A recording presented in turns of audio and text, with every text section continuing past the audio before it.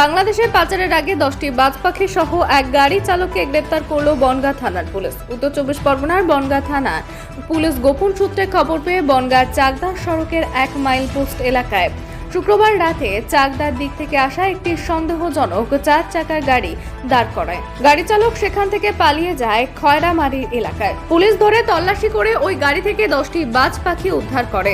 4 চাকার গাড়ির চালক শুভেন্দু রায়কে ওরফে বাচ্চুকে গ্রেপ্তার করে পুলিশ। শুভেন্দুকে জিজ্ঞাসাবাদ করে পুলিশ জানতে পেরেছে বাজ পাখিগুলি ভারত থেকে বাংলাদেশে পাচারের উদ্দেশ্যে কল্যাণী থেকে আনা হচ্ছিল। ধৃতকে আজ 7 দিনের পুলিশ হেফাজতের আবেদন জানিয়ে বনগাঁ মহকুমা আদালতে পাঠিয়েছে বনগাঁ থানার পুলিশ। বাজ পাখিগুলোকে বন দপ্তরের হাতে তুলে দেওয়ার জন্য পুলিশের পক্ষ থেকে বন দপ্তরে খবর দেওয়া হয়েছে।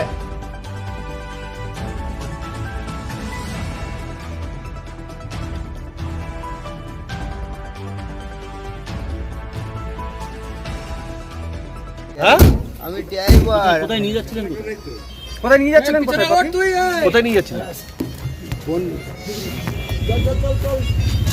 কোথায় নিয়ে যাচ্ছিলেন? তাড়াতাড়ি করে 12টা বেশি বেজে